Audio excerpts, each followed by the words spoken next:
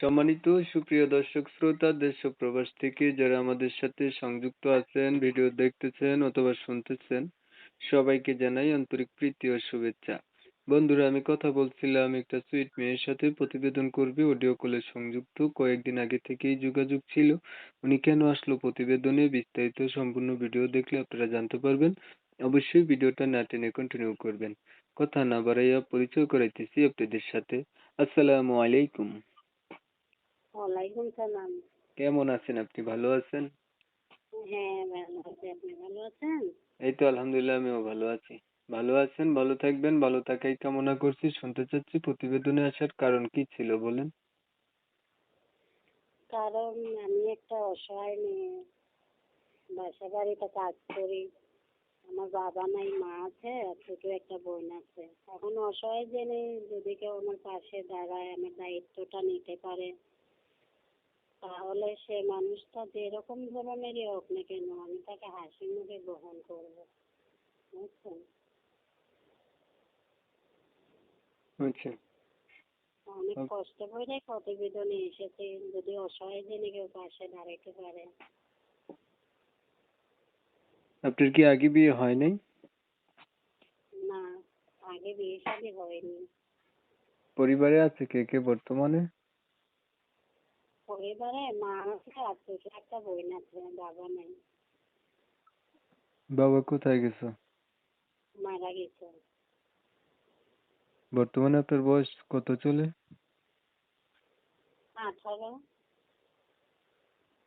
বিয়ে শাদী হয়েছে নি? না, হয়নি। মনের মতো মানুষ পাইনি, তো তাই বিয়ে করিনি। যদি মনের মতো মানুষ পাই তাইলে অবশ্যই বিয়ে বসার আশা আছে।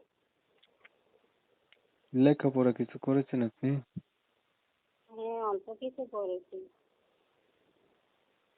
নামাজ পড়া হয়? হ্যাঁ, নামাজ পড়ি।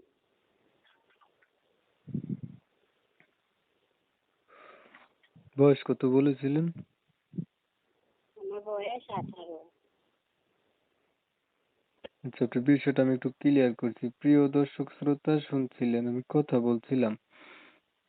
ইয়ে, উনি হচ্ছে প্রতিবেদনে আসছে ভালো একটা মনের মতো মানুষ চা। ওনার হচ্ছে জীবন সাথী নাই, 18 বছর বয়স, বিয়ে হয় নাই। পরিবারে হচ্ছে ওনার মা আছে, আর কে আছে বলছিলেন? একটা বোন আছে। একটা বোন আছে আর উনি আছে, এই হচ্ছে তিনজনের সংসার, বাবা নাই। বাসা বাড়িতে কাজ করে উনি খায়, অল্প কিছু লেখাপড়া আছে। ওনার একটা জীবনের সাথী দরকার, যে ওনার সুখ দুঃখের সাথী হবে। এটার লাগে উনি আসছে। উনি যদি এমন পায় তাহলে উনি বিয়া করবে, এই তো।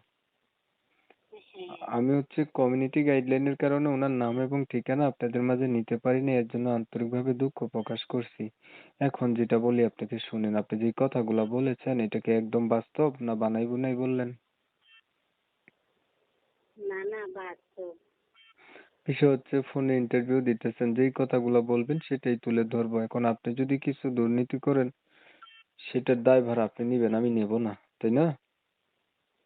হুম, ঠিক আছে তো। আর এটা বলতে পারি, উদ্দেশ্য যদি সৎ হয় আল্লাহ সহায় হয়। আপনার যদি ভালো কোনো উদ্দেশ্য থাকে তাহলে অবশ্যই আপনি ভালো মানুষ পেয়ে যাবেন।